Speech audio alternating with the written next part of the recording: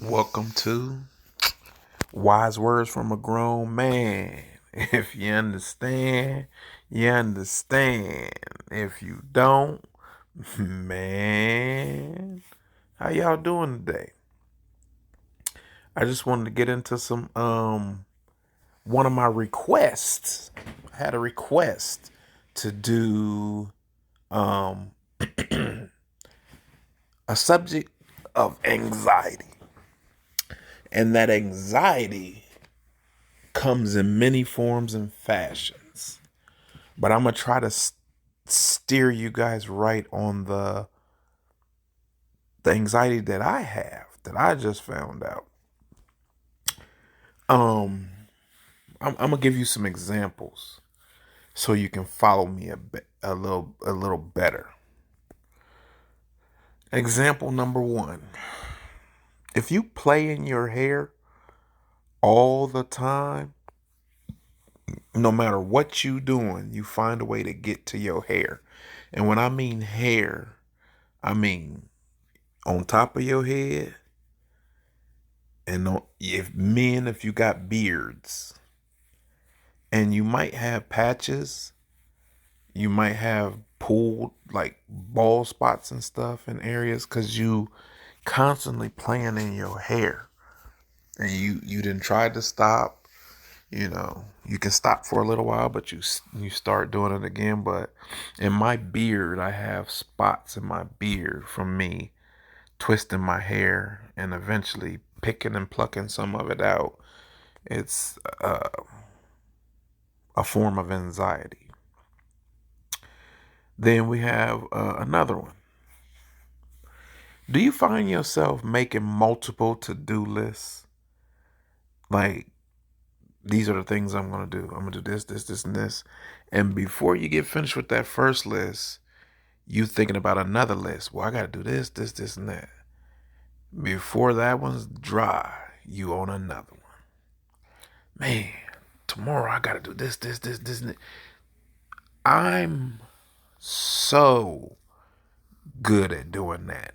I'll have 90 lists, and I'll remember just about everything on the list, but I won't complete anything on the list. And it's a constant thing. It never turns off. When I get up in the morning, use the bathroom, brush my teeth, I'm making some type of to-do list or like a list of some type in my head of things that I have to do in the near future. Another one is you're not able to sleep at night. I have so many restless nights. I can't sleep. I'll literally go to bed. I've been doing this for years. I'll go to bed at 7 p.m. I've been doing this so long, my body is programmed to it. I go to bed at 7 p.m., but I don't go to sleep. I have to trick my brain into going to sleep. And I tell my brain, get up and quit whatever you're doing by 7 p.m. Go in your room and chill on your phone. Watch whatever you want on your phone, TikTok, whatever. And by 11 o'clock, you're going to start getting sleepy. And by 11:15 or 11:30, put your phone down and go to sleep. That's literally how I have to do every single night to go to sleep.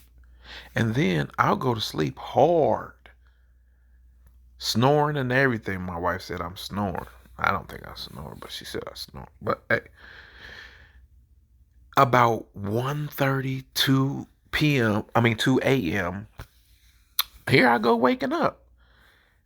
And I'm like, man, I was sleeping so good. Why am I up? So I'll toss and turn because I used to get up at 5 or 5:30 every single morning like clockwork. I set the alarm for something else, but I always get up before the alarm. So I, on an average, get maybe 4 or 5 hours at the most of sleep. And I'm running through my day on cruise control. My brain is on cruise control. I'm active. I can brush my teeth. I can drive a car. I can, do whatever. But my mind is on cruise control. is because I'm not getting the proper amount of sleep.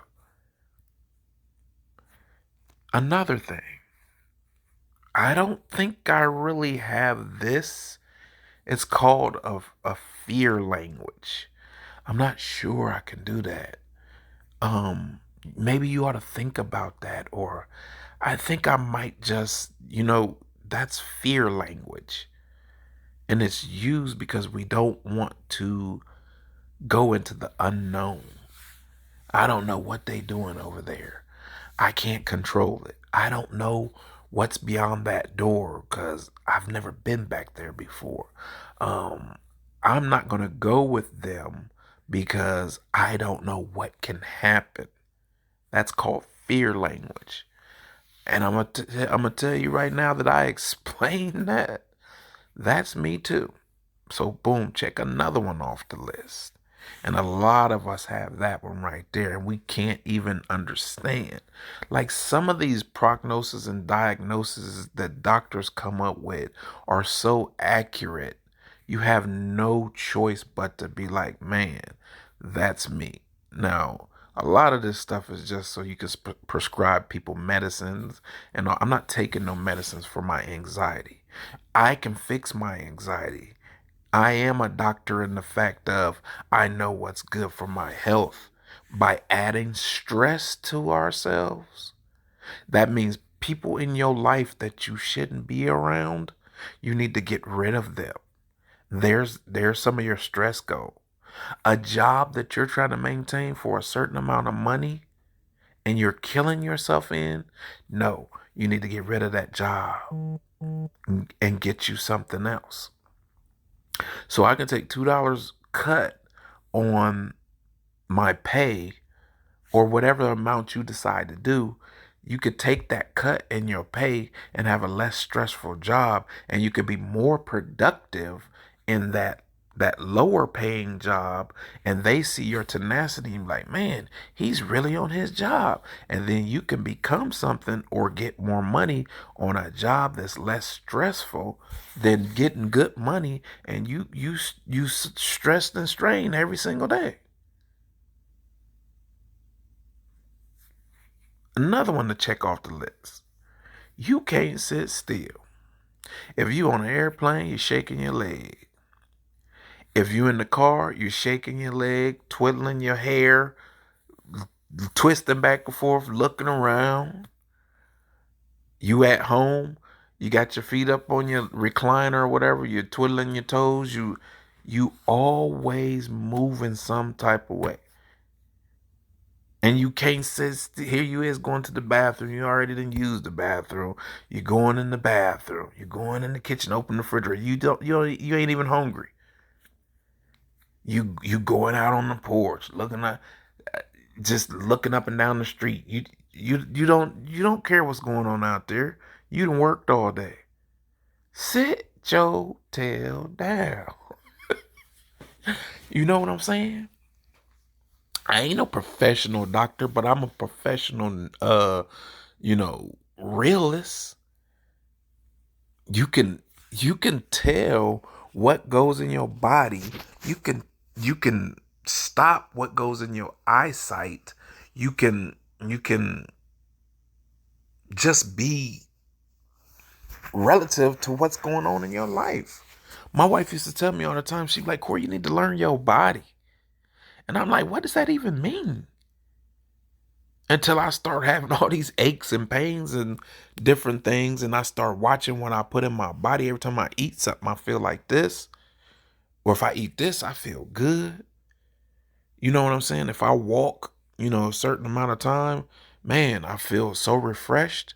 So I start learning my body. Now I learn my body. That was a little off the subject, but I'm going to bring it back. And here's another one to check off the list. If you always apologizing, even when you ain't wrong, that's another part of your anxiety. It's a nervousness that you have. Oh, you think everything and everybody's offended by everything you do or every move you make.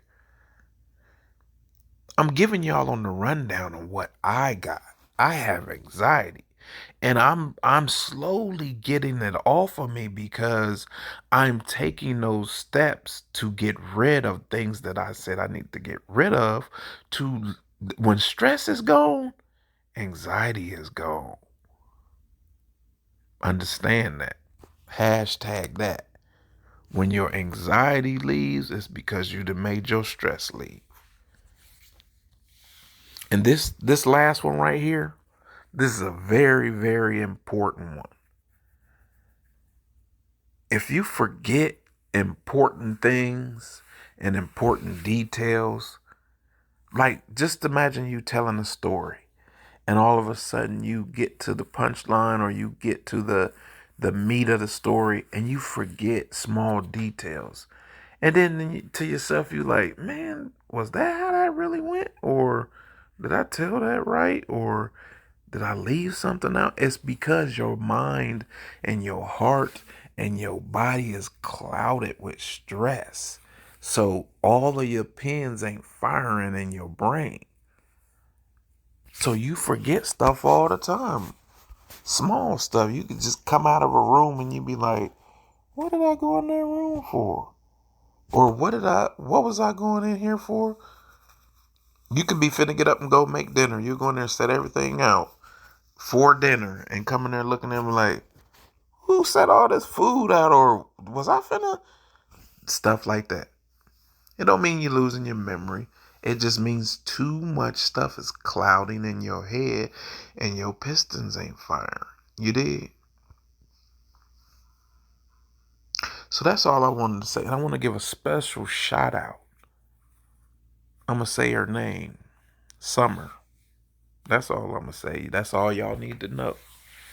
But I just wanted her to know that I'm listening to people that are listening to me and giving me subjects. This was a subject that I'm sending a shout out to her for bringing it up because it's me all the way. So I have experience on this. And I just wanted to give y'all my take on it. You know, I told y'all I'm going to be dropping jewels on y'all. You feel me? And I expect you to hold me to this. If you feel like, hey, come on, man, we need the audio. Stay on me because I'm busy. I'm busy. But I feel like I'm good at this and I feel like I can help people. So I'm going to drop them jewels whenever I got them. But stay on me, man. Make sure you, hey, man, what you coming out with tomorrow or what you coming out with next week? I'm going to try to set these out weekly. So I got enough time in between to give y'all something good. And like I said, keep them coming, man. The what y'all want me to talk about, the subjects and the subject matter that you want me to hit. I don't care what it is, man. I'm gonna spit some type of game on it, man. God inspired. You feel me? Cause he my filter. But I know how to reach both the church and the turf. You dig? I just made up something right there. Watch yourself. If you hear somebody saying that, they lying to you because I know I just made that up on the spot. The church and the turf. You did. Anyways, I appreciate y'all stopping by today. And I'm gonna see y'all next time on Wise Words from a Grown Man. You understand? You understand? If you don't, man.